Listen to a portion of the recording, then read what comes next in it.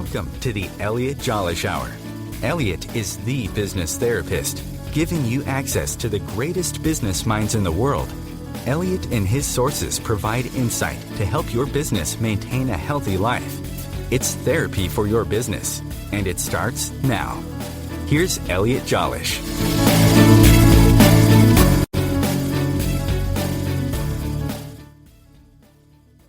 Welcome to the Elliot Jolish Hour. We have a fantastic show this first show in 2016. Happy New Year to everybody. Hope you all had a great celebration this past few days. Here we are now. It's back to work, right? But let's not forget about all the successes we had in 2015, and let's aim our ship towards the conclusion of 2016 that we're going to have a better year than we did in 2015. So what do we need to talk about today? First of all, this is, again, Elliot Jolish. Please check me out at ecjgroup.com. That's my website. I am a business coach. I'm the business therapist. I help companies and individuals get to that next level, whatever that level may be for them.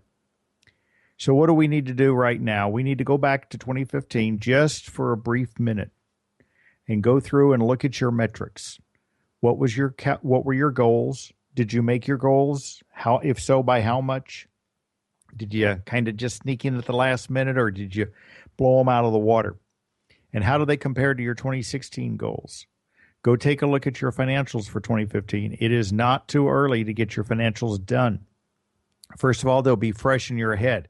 Even if you don't turn them over to your CPA for tax purposes yet, you want them fresh in your head so that you can make sure you understand and take notes on anything that you may have to explain to them in the next 30, 60, 90 days, depending on when you get it to them. Obviously, whenever you're reporting tax structures, depending on where you are and what country you're in, and what the due dates are, and that's all something you have to work out with your accountant or CPA. But it's a good time to go back and take a few minutes to reflect on 2015, what went right and what went wrong, and make a list. Put basically a list of these are the things that were good and went right, and then create another list. These are the things that we need to improve on. What are those items? Take them apart. Figure out, why did you have issues? Was it customer relations? Was it your sales process? Was it product development or processing? Did you not get orders out as fast as you'd like to if you're selling a product? If you're delivering a service, was your delivery not up to expectations of what the type of delivery you would expect somebody to give you? Those are all things you need to sit back and review and document. You have to write this stuff down so that you remember it. Put a binder together so you can put all your notes for that year in that binder. And then you can go back and review them whenever you need to so that you understand where you've been and where you're headed. Now, I'm a firm believer of always pointing the ship forward. If you're in a car, let's just face it. When you're driving in a car, which is the bigger window? The little rear view mirror you look at to see what's behind you, or the big windshield in front so you can see where you're headed? Of course, the obvious answer is the big windshield, and you're always looking forward. And you use that rear view mirror just to make sure that nothing sneaks up on you and to kind of see where you've been. And that's the thing.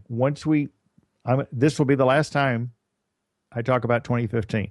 I may bring it up next Tuesday, just as one more reminder that these are things that need to be documented, whatever went right and what went wrong, and where improvements need to be made. And then we'll put 2015 away. We'll pack it up in a box, tie it up, and put it on the shelf. Now, that doesn't mean you have to forget everything. You still have to recognize what all the good pieces and reward yourself for that. But you also have to recognize where are the areas of improvement and what needs to be done to get improvement. Do you need to say no more often? Do you need to get more help? Do you need to outsource some of the things you're doing so that you have more time to do what you do best, whether it's marketing or selling or whatever? Those are all questions you have to sit down and ask yourself. Are you looking for a bigger client base? What do you have to do to attract that client base? Is your marketing calendar prepared for 2016? These are all questions that you need to kind of have answered. And this is a good week to do it, though. Let's not forget you are now in 2016. And this month counts towards your goal for 2016. So one of the things I was planning to do for this hour was to talk a little bit more about annual goals. We talk about it a lot. because it's extremely important. Because without the proper development of your goals, without understanding how to make them work and how to follow through on them, you cannot succeed in your goals. It just becomes very difficult. I won't say you can't. It's very difficult, much more difficult than it should be. And now, all right, you're only 60 days away, 59 days away from 2017. It's not too early to start looking at 2017 goals. In fact, I don't think it's too early to look at 2020 goals. Where do you want your company to be by the year 2020? This is an opportune time to sit down and while you're actually reviewing your 15, what you did right and wrong, and what 16, what plans you have to make things better and get those goals out there. It's a perfect time for to look at 2020 and says, here's where I want to be in 2020. Now, I don't know. You might have by 2020, you might want to have sold your business and be sitting on the beach drinking Mai Tais or some other nice alcoholic beverage or non-alcoholic beverage, whatever you choose. But based on that, you have to say, okay, if I'm going to sell my business in 2020, what do I have to do between now, today, January, what is today, the 5th, 2016, and we'll say March 15th, 2020, where I want to have my business sold. It's not that long a time. It sounds like it could be considered, it's 4 years, but look where you were 4 years ago. It's 2016 now, so where were you in 2012? It's not that long ago. So these are all issues that you have to address, and the more you document it, the more you write it down so that you can review it and change it. Now, your plans between now and 2020 are not in stone by any means. I wouldn't call them in quicksand either. Maybe sandstone, because they're malleable, they're changeable.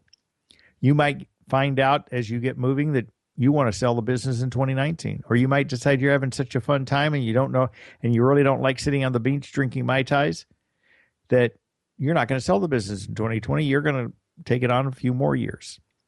Or you might decide by 2020 that, yeah, you want to slow down so you can have some more time, you want to travel, but you still don't want to sell the business, but you want to either turn it over to family or start bringing in some other people to start running it so that you can eventually step down completely. These are all issues that you have to kind of consider and figure out what has to be done to make this all happen. So what we'll do the rest of this period here, the rest of the hour, is talk a little bit more about how I go about working with a group or an individual with annual goals review. It's a very important subject. It kind of sets the stage for how you are going to run your business for the entire year. And the more successful you are and the more truthful you are with yourself when you're designing your goals, the better the situation will be. And the easier it will be for you to accomplish those goals. So that's very important. So as we get started, again, if you have questions of things that we're talking about, please feel free to drop me an email. Email me at questions@ecjgroup.com. I'm on LinkedIn as well under the ECJ Group, and again, Elliot Jolish. I'll respond to your emails. I'll read them on the air if I think it appropriate. And if you don't want it read on the air, just put in the email that you prefer not discussing it on the air. And I'll be happy to discuss it with you through email or even on a Skype call if that's the appropriate thing. I always do initial calls. There's no charge for an initial consult. And if we decide to work together after that, then I'll go talk about my fees and the processes of what we do. So how would you go about? So what I do when I'm going about talking about annual goals review is one of the first things that I work with is, first of all, we go back and decide what are we doing for annual goals review. Is it a one-on-one? Is it a company environment where you've got 4 or 5 people, or is it a group of departments and we've got a large group that we need to deal with? And then I determine how do we want to break it up, because I can do this program in 8 hours. I can do it. It normally takes about 12, but I can create it in a one-day program. It pushes a little bit. There is a little bit of homework that you have to come in and have already done when we start working together. But it is feasible. But the biggest thing that I talk to people about is understanding your mission and your vision, and even that understanding what your values are. We spend a lot of time on this. A lot of this has to be done ahead of time if we're doing a one-day program. But I'm going to set this up that we're going to do several weeks, 3 to 4 hour sessions, so that there's time in between kind of to do the work instead of you having to do the work prior to us starting. And the most important thing that we will always start with is understanding what goals review is, what the purpose of it is. My understanding, and the one thing that I always tell people, is that the goals are a living, breathing document. They are always malleable and changeable, because things will happen as you're moving through your processes that could force them to change. Sometimes that's a change within your control, and other times it's a change completely out of your control. For those of you that may be aware of it, Christmas Day here 2 weeks ago, not quite 10 days ago, was a gorgeous day, 80 degrees. And yet Saturday, the day after Christmas, Saturday night, we had 9 tornadoes hit in this area, none thankfully around me. And there were people that literally lost houses. Part of a town, we unfortunately had 11 lives lost in this area. And all of their change and all their plans immediately got stopped and changed in a drastic manner. And if you're self-employed or you work for yourself or you have a small company in that area, that's a tremendous problem that you have to deal with. So we'll get back and talk about SMART goals and how they work and things that you have to do in preparing them after we have a station break coming up right here. You're listening to the Elliot Jolish Hour. I am Elliot Jolish, the business therapist. You're listening on OTR FM, and we'll be back right after these messages.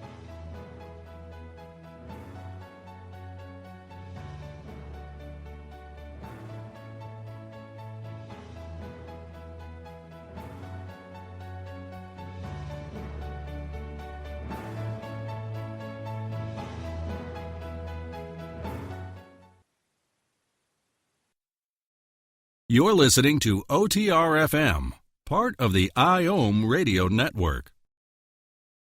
As difficult as it is to believe, there are places in Africa where human traffickers sell albino children and their body parts for use in magic rituals. Humanity Healing International is actively working in Uganda to change this paradigm. The Albino Rescue Project finds albino children who are at risk and places them in safe schools and environments where they can learn and grow free from fear. To learn more or to sponsor a child, visit humanityhealing.org. Humanity Healing is where your heart is. Matt Connerton here. Join Jen Coffey and I twice a week for Matt Connerton Unleashed, a political talk show that's a little different than what you're used to. No liberal or conservative agenda here, just an honest dialogue about truth and how things really work in the world of politics. Matt Connerton Unleashed, every Tuesday and Thursday night at 11 p.m. Eastern on Om Times Radio. Circle of Hearts Radio is a sanctuary on the airwaves. Join me, Grandmother Elia, in the circle on Sunday, 2 p.m. Eastern as I share information to both enlighten and nourish your soul. Being a radio host on IOM FM allows you to build your show on a rich platform with the power of the internet to fulfill your outreach goals and connect with a very specialized and global online audience, unlimited by time and distance. Om Times Radio will provide you with web relevance, a recognizable conscious brand, and with the standard of excellence that has accompanied every single Om Times endeavor. Host your show with Om Times Radio Network. You're listening to OTR FM, part of the IOM radio network.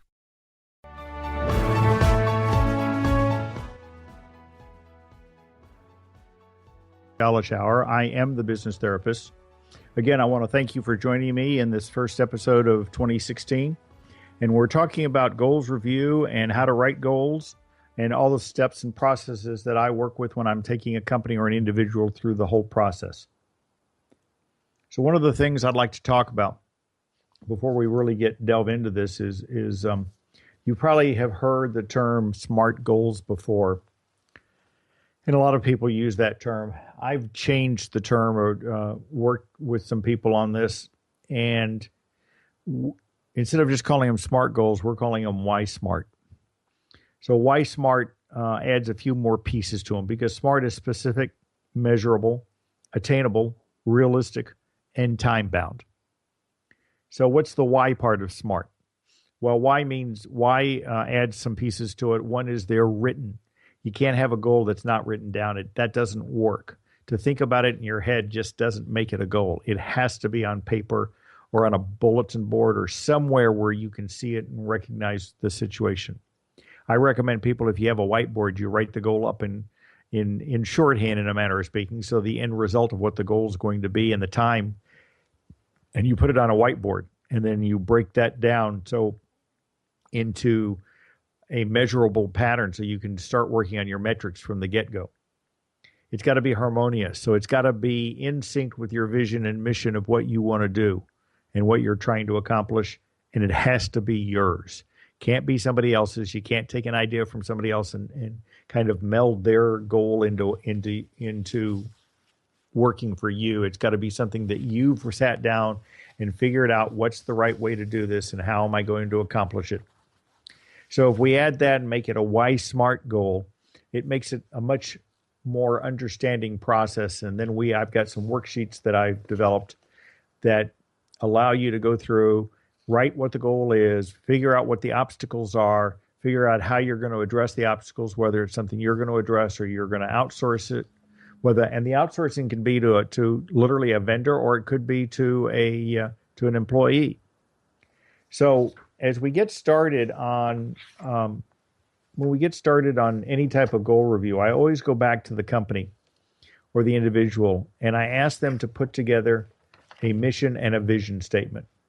And sometimes I get kind of a blank look as to, well, I don't understand what you mean. What's the difference between a mission and a vision statement?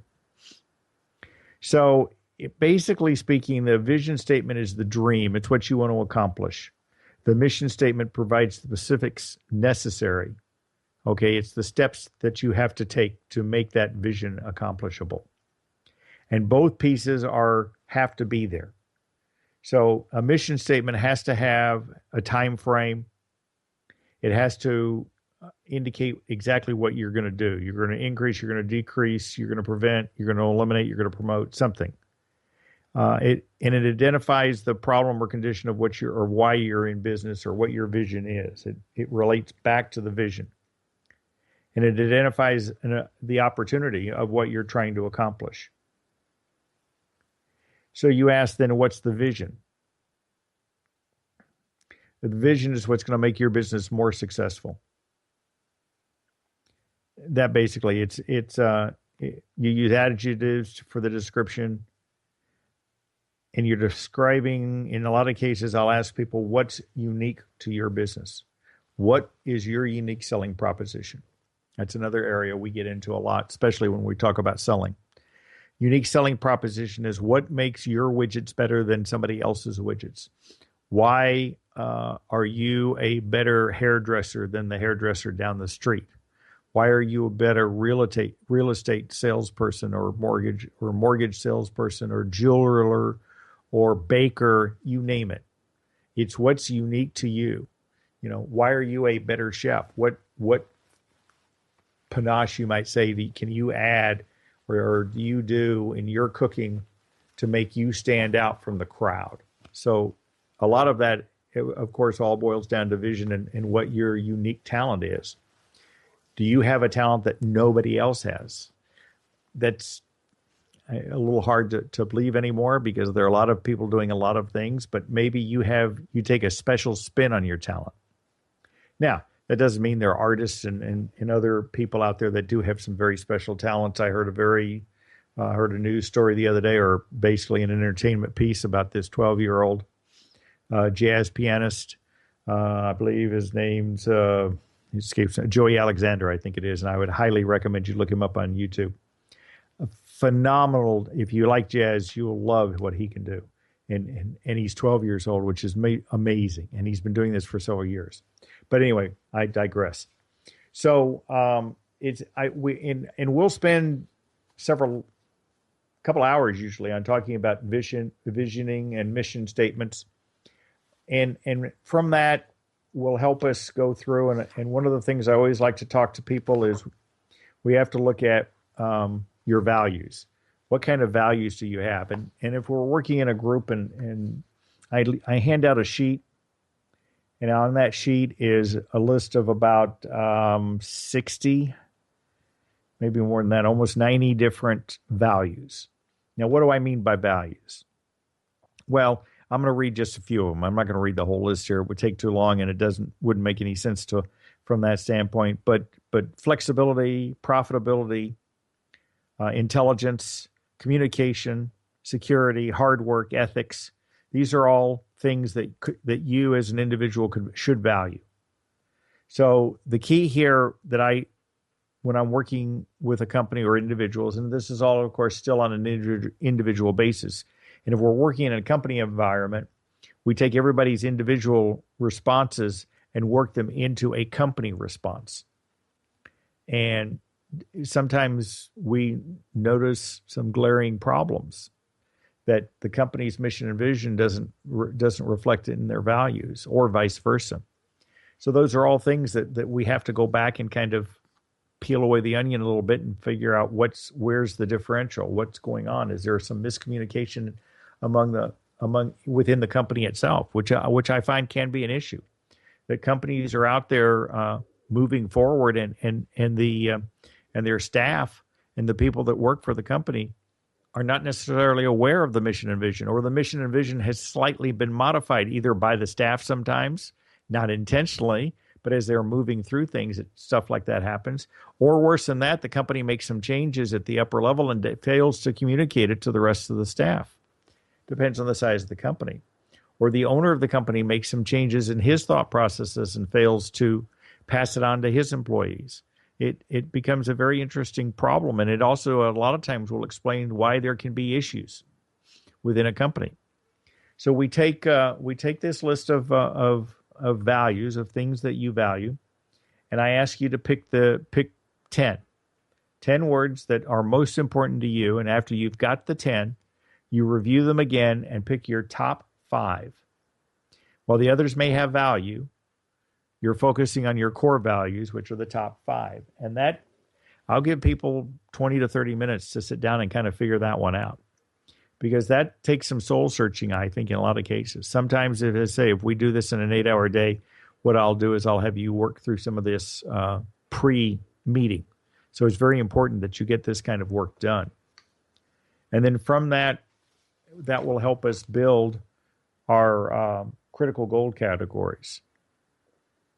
And from the critical goal categories, and that all boils back to our mission. So the other thing that I find very important when I'm working with annual goals review is what I call and what is called a dream inventory. Again, this works with a company environment as well as in an individual environment, but we all deal with it from an individual basis. So even in a company environment, you're individually filling out a dream inventory. And then a lot of times we will take everybody's dream inventory without names on it, so you don't know whose is who, and then merge them together to see how much of it meshes with the company's mission and vision. So when I ask what your dream inventory is, I'll always ask you to start putting out at least 20 items on your dream inventory. These are things that you have accomplished and or want to accomplish. Now, what would you put on a dream inventory? Well, you learned how to ride a bike when you were 5. That's an accomplishment. So we're not just dealing with dreams. We're looking at accomplishments as well, things that you have done successfully. You know, you got married, you had children. Those are all accomplishments that you would probably put on some type of dream inventory. If you're not married already, it might be you want to get married and have 3 kids. That could be one of your dreams. And travel, or they're also, anybody's dream is just that, anybody's dream. And a lot of this, particularly when you're working in a company environment, helps to identify a life business or life workplace or organization or balance. That's what I'm trying to word. My words escape me at my time, my thought process. So we're looking at a life-work balance so that you as an individual can accomplish your dreams, and yet business itself or organization can accomplish their dreams and their expectations too. And occasionally we find people that are in an organizational structure that decide I'm in the wrong place, and that's okay.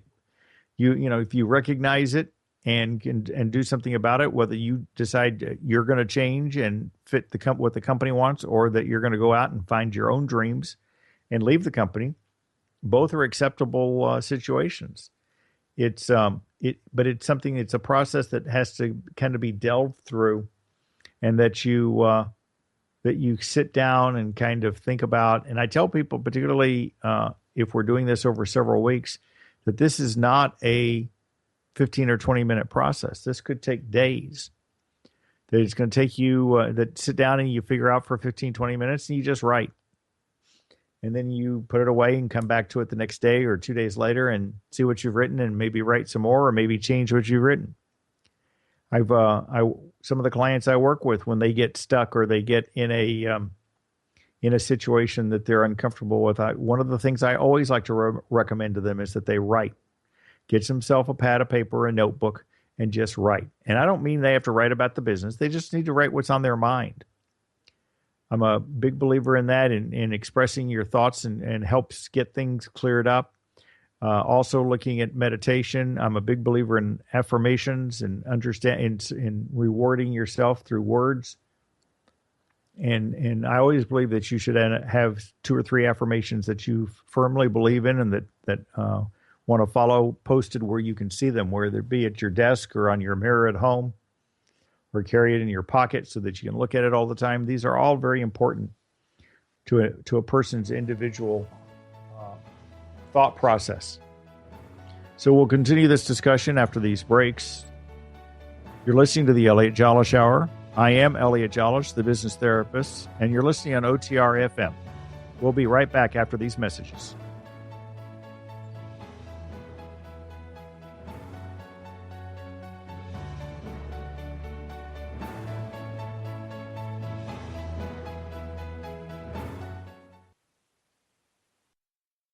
You're listening to OTR FM, part of the IOM Radio Network. Are you trying to get from point A to point B and need a little advice? Connect with the counselors at Om Times Advisors. Whether you're looking for a life coach or a spiritual intuitive, the advisors participating at advisors.omtimes.com were carefully chosen based on their gifts, skills, and professionalism. Om Times Advisors, connecting you with the best advisors in the business. Do you want to be a better communicator? Do you want to better connect with the important people in your life? Do you want to enrich your relationships? If so, join me, Matthew Cooper, on the Positive Control System Show every Wednesday evening at 11 o'clock p.m. Eastern Standard Time on Om Times Radio. I'll meet you there. The name is Bond. James Bond. No, the name is Joe, The Joe Show. And we are returning back for our 9th season here on Om Times Radio.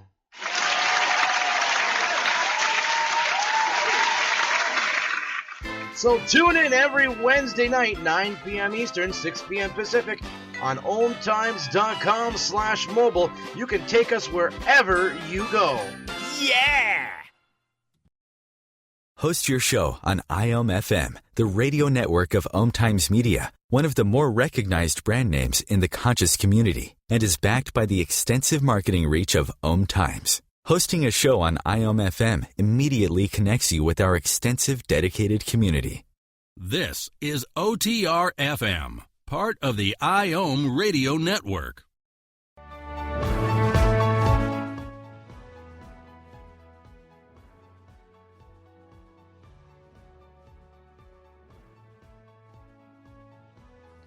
And we've been talking about annual goals review and the processes I go through when I'm working with clients on how to make how to create your goals. And it means, as I'll backstep a little bit here, that you work through your mission and your vision.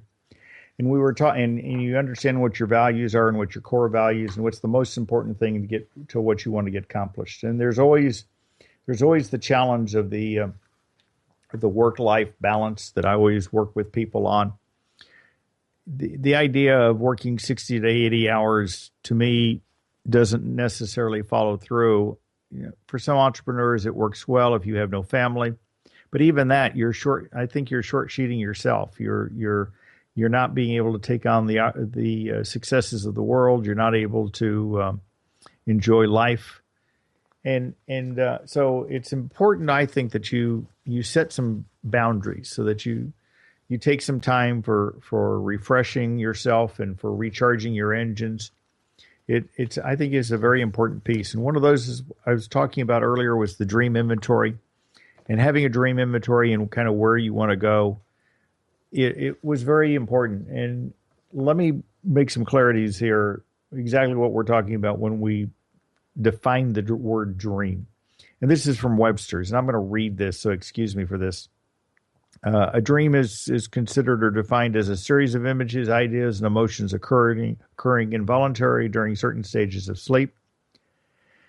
A daydream, of course, a state of abstraction, a wild fantasy or hope, a condition or achievement that is longed for, an aspiration. That's the one we're aiming for. So a condition or achievement that is longed for, an aspiration. And the other one might be considered one that is exceptionally gratifying, excellent, or beautiful. So when I talk about the dream inventory, one of the things that I always tell people is I kind of give them some feeder questions, kind of the dare to dream approach. And we break it into categories. And I'm not going to go through and read all of these. That doesn't make any sense here. If you, again, were to consider taking this program, we would go through it in detail. But there's mental, there's social or hobbies, there's physical, there's financial, there's family life, there's ethics and beliefs, and there's general. So what kind of questions would you think I would ask in general? Well, what things do you want to own? What type of car do you want to drive? What kind of restaurants do you want to be able to go to? Backing up into that, your ethics, I'd ask you, what would you like your ethical and spiritual life to be like? What core values would you change? We just talked about the core values. We knocked those 10 lists from there down to 5. After you go through some of this, you may decide, well, wait a minute. Maybe I picked the wrong core value. That's okay. You just have to identify it and figure out, what do I need to do to change it? Or maybe you don't like the core value you chose. You want to stick to it, but you don't like the way you're doing it. And those are things you just have. That's something that nobody else can answer but you. From a family life, what changes do you want to make to your home or to your family? Do you want more kids? What do you want to be able to provide for your kids? Your financial career, what kind of professional development do you want? How much money in the bank do you want to have? And this can be hard numbers. This is not necessarily all fantasy. These are all hard numbers that you come up with. This is where you start setting your goals. So you want to have, you want $5 million in the bank by the time you're 65. So when you retire, you don't have to look back. I can't tell you right now if you're 25, if $5 million is going to be enough by the time you retire in 35 years or 30 years, excuse me. No, 40 years, actually. I was right the first time. No, I wasn't. Anyway, sorry about that. I get into an argument with myself sometimes and nobody wins. So these are all things that you have to sit down and just consider and it's all part of your goal. So, if you're 25 years old, does it make sense to have a goal for when you're 65? Of course it does. Again, it's not written in stone or concrete. It can be changed. It's malleable. But you have to have some direction as to where to go and how to get there. So if you're 25 years old and you want $5 million in the bank when you're 65, and you have $1,000 in the bank right now, what are you going to do to get to that $5 million? What do you have to do to stay on track to that? These are all very important pieces. Now, in the days when I was 25 or even younger, we all thought, okay, you graduate from college, you go to work for a nice company, they have a nice retirement program, and 30 years or 40 years later, you retire and they give you a gold watch and a pension, and that pension, while maybe not $5 million, will support you for the rest of your life. Yeah. Unfortunately, those dreams are gone, long gone, out of my control, too. Would I have liked to dream like that? Maybe, if I had wanted to work for corporate America, but I chose not to work for corporate America. I did work for corporate America a little bit, but decided I wanted to do more fun things. I've worked for school districts. That's worse than working for corporate America sometimes, particularly the larger school districts, but we won't go there. That's a topic for off-the-air discussion if anybody wants to know my thought process of school districts. And yes, there's a lot of things wrong with them. There's a lot of things wrong with the whole educational system, but that's a whole nother program on another show. Anyway, I digress. It's very important that you establish goals along the way. So even if you're looking at 25 and you're looking 40 years from now, I want 5 million.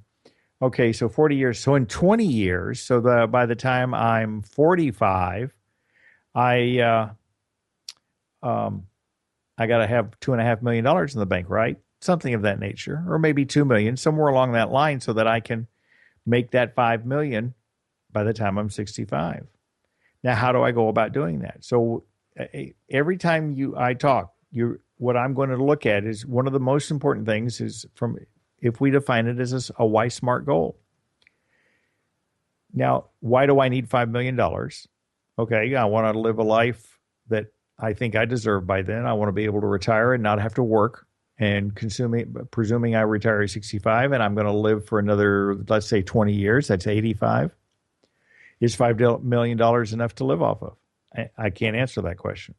That depends on your lifestyle, and you'll have to kind of fit pieces into a puzzle there and guess a little bit, because we don't know what's going to be like 20 years from now. I mean, it's 2016, and in 20 years, 2036, I will be much older. All right, I'll give it next month I'll be 63, so I would be 83. I doubt I'll be on the radio station at the time. I'm not even sure what kind of how radio stations will be 20 years from now. Look at 20 years ago and what they were. And look at 20 years before that. Look at 40 years ago. FM was just developing. AM was the place. There was no cable. There was no internet radio. I mean, things will change drastically in the next 40 years. There's no doubt about that in my mind. That what we're seeing right now we couldn't even dream, I think, what we'll see in 40 years. And that's what can be exciting about all this, because as long as you recognize that your goals are stepped in stages. So I have a goal for 2016. It's a goal I have to accomplish as far as I'm concerned. And I've actually got pieces of goals that I have 90 days from now and 6 months from now. So 120 days. So by the end of March and by the end of June, I have goals. And that's about it. I've got 3 basic goals that I'm wanting to do. And then I've got a goal for 2020. And I've got a goal for 2025. All of things that, based on a lot of it, my age and what I'm doing now and how I'm working with businesses and where I want to grow my business and what do I want to be able to do. Those are all very important things. And that's something you have to sit down and figure out, what do I want to do? And if you're in business for yourself, you have to figure that out for you. You have a double challenge, because you have to do it for your business as well as for your personal life. And if you're married and you have a family, you have to do it at least for your spouse and figure out, are they on the same path as you are with your goals? And decide, where do we meet? Where do we don't meet? I was talking to a friend of mine who happens to be, actually he's a realtor, but he specializes in divorce realty. And he says today or this week is one of those weeks that he's talked to a lot of attorneys that a lot of divorces start processing, because they just went through the holidays and they came out on the backside and decided they don't want to be married anymore. So, and of course nowadays we also have the issue where we've got people living together and not getting married, which creates bigger issues from a property standpoint. But that's a whole nother story, and I would tell you to talk to an attorney about that if that's the situation you're involved in. Just like I would recommend you talk to a CPA as far as your accounting processes and any of your personal wealth issues that might pertain to a family situation. So I'm not an expert in either one of those, nor do I claim to be. So when you're looking at the processes of going through goals review, and even though we're calling this annual goals review, because what we're looking at right now is for this coming year, for 2016, it's very important you start putting some pieces of the puzzle together and writing them down. I would almost say get a journal, get some type of notebook that you can put notes into, and then create some separations, some dividers, and put a piece of paper in there and label it 2016, and maybe another one for 2020 and another one for 2024 or 25, and start writing some ideas on it. I had, and some people will call this a bucket list, things that you want to get accomplished. I have a bucket list. I had a bucket list that got lost. I had it on a piece of paper and I stuck it in a book. Fortunately, I found it again. And I've fulfilled some of the bucket. A lot of things have happened, not necessarily positively, on the positive side, things that I would have never considered happening, of course, after I created this bucket list and then misplaced it. But still, I had a bucket list, or a dreams list, or a series of goals, one of which I have accomplished, and I'm still working on it. It's still being developed. So while I've accomplished it, it's grown more. And then I'm going back and I'm doing a new list for, again, 4 years from now, and then 10 years from now. So 2020, because that is a better time frame, and then I'm doing 2026, so I may rephrase it to 2025. But those are issues. I mean, based on my age and stuff, I'll be in my 70s by then. I don't know what I'm going to be doing. Will I be working? That's a possibility, but I have not figured that one out. Would I like not to work? Probably, but we'll talk about that after these messages. You're listening to the Elliot Jolish Hour. I am Elliot Jolish. We'll be right back after these messages from OTR FM. Thank you.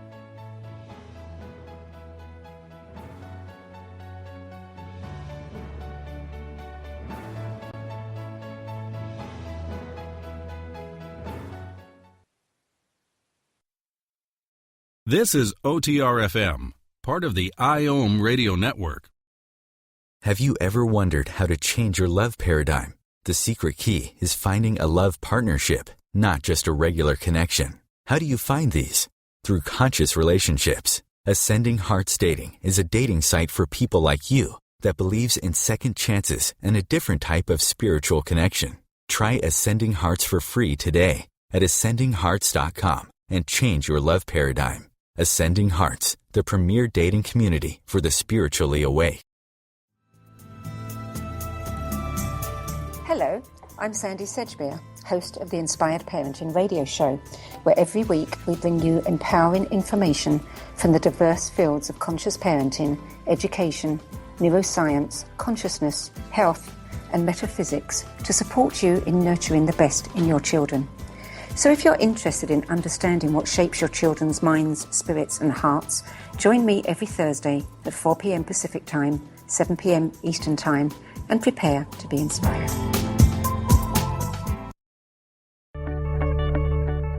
Do you have time to read that inspiring book or that blog post you've been meaning to get to? In your busy world, how do you improve yourself and keep your life going? I'm Lisa Kay, and my Between Heaven and Earth radio show can transform your life just by listening. Be uplifted with inspiring topics, positive stories, and ideas that really work. Between Heaven and Earth radio is conscious living for your soul, every Wednesday at 4 p.m. Eastern Time. Being a radio host on IOM FM allows you to build your show on a rich platform with the power of the internet to fulfill your outreach goals and connect with a very specialized and global online audience, unlimited by time and distance. Om Times Radio will provide you with web relevance, a recognizable conscious brand, and with the standard of excellence that has accompanied every single Om Times endeavor. Host your show with Om Times Radio Network. You're listening to OTR FM, part of the IOM radio network.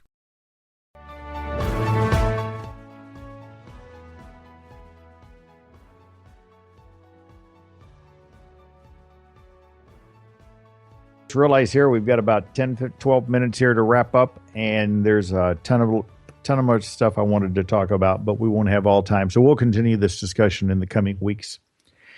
But it's very important that I think that you recognize exactly what purposes you're trying to accomplish when you sit down and try to do any type of annual goals.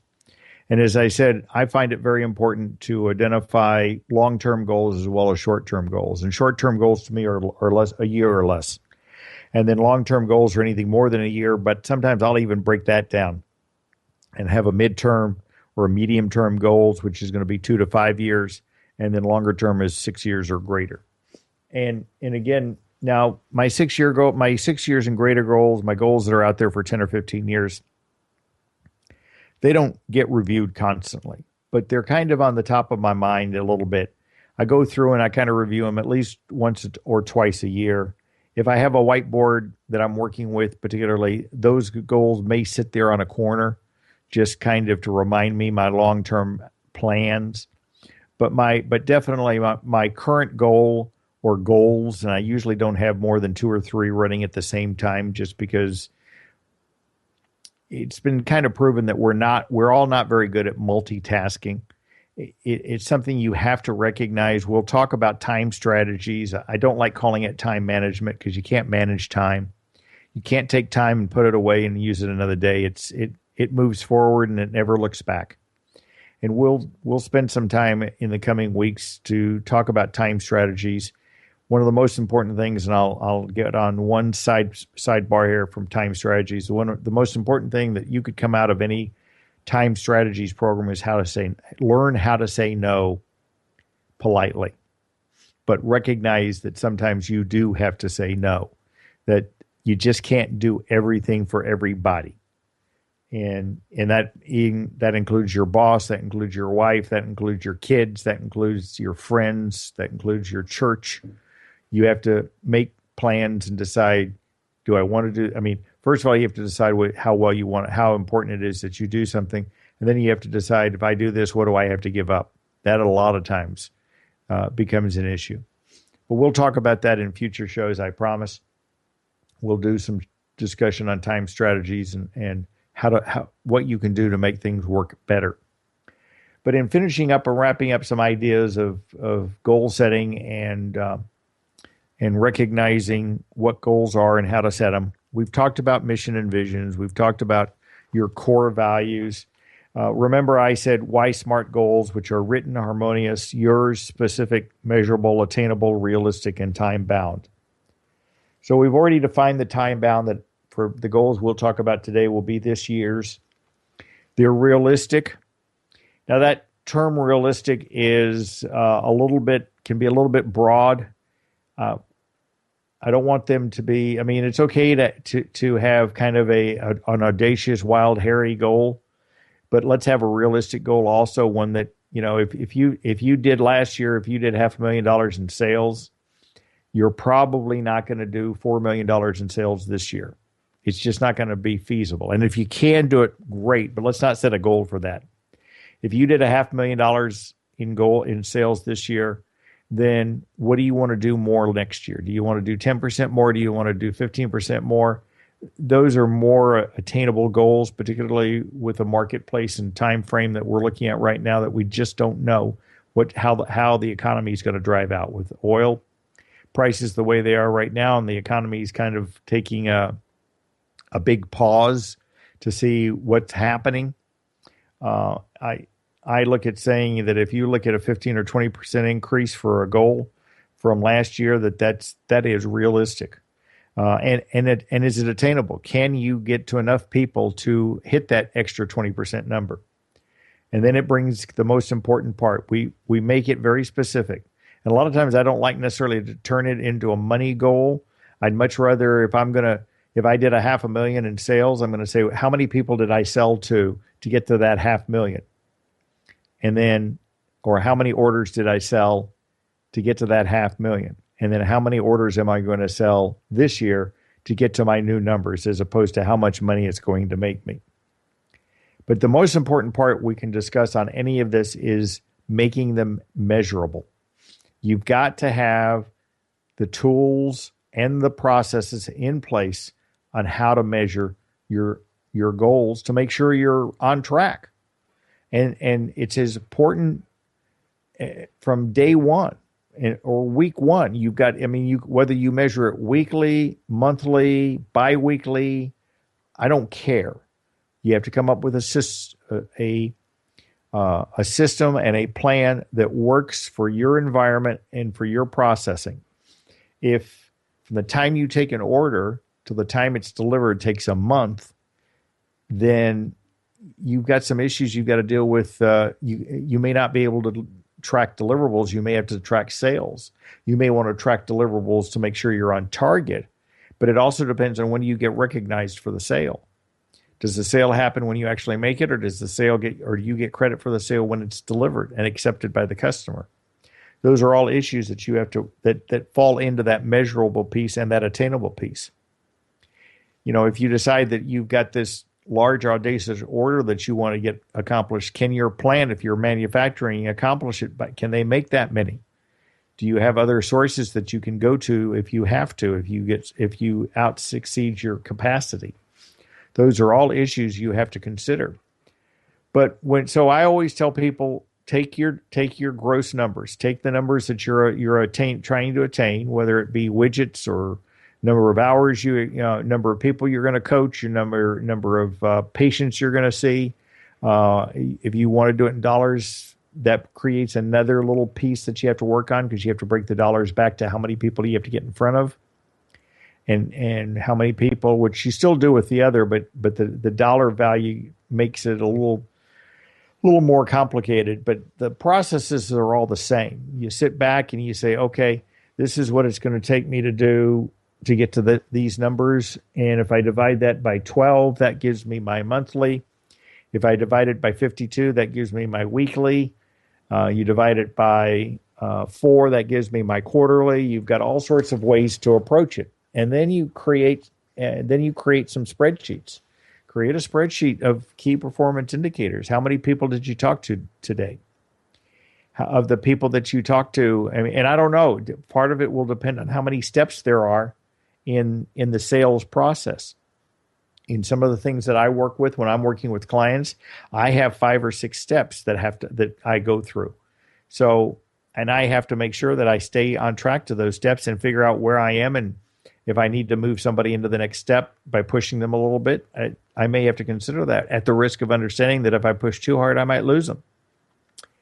And then there's always the possibility that they might go off and then come back 6 months later. I have no necessarily control, though I recognize the fact that because of the type of business I do, that people do kind of hem and haw a little bit or waif a little bit about looking at the value that I can give them. And I always promote my coaching material and coaching processes as a return on investment.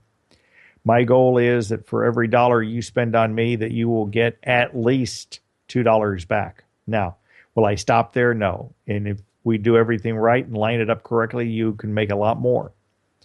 I know some coaching friends that are working with clients that the clients have told them that for every $1 I spend with you, I make $7 back. That is a tremendous return on investment.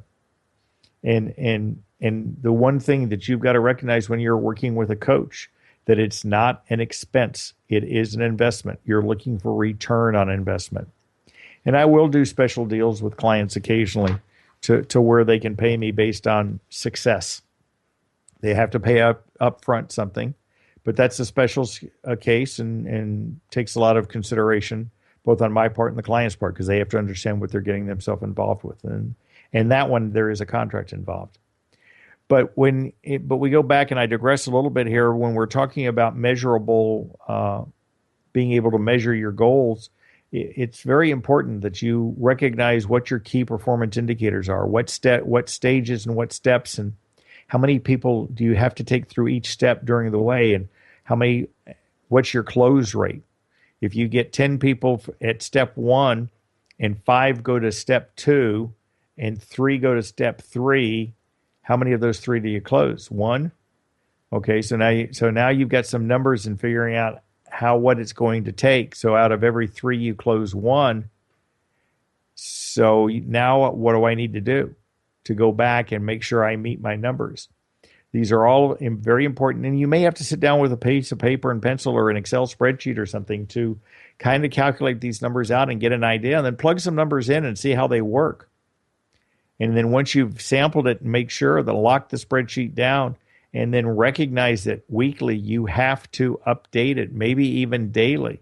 Go look at a car salesman's wall. He's usually got a big bulletin board up there with all the different sales guys' numbers, their names, and how many people they talked to and how many cars they've sold and what day they've sold them on. And he literally is taking a daily tally and sometimes even a morning and a night tally.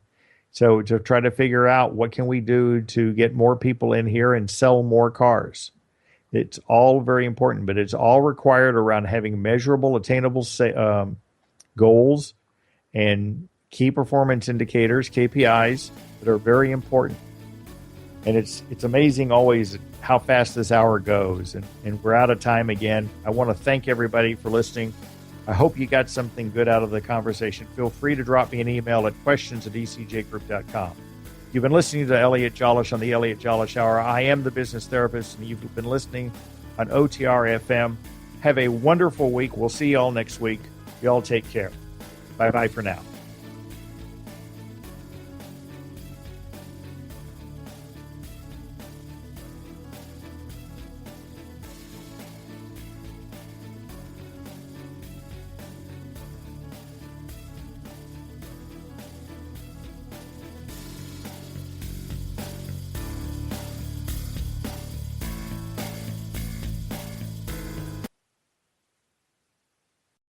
This is OTR FM.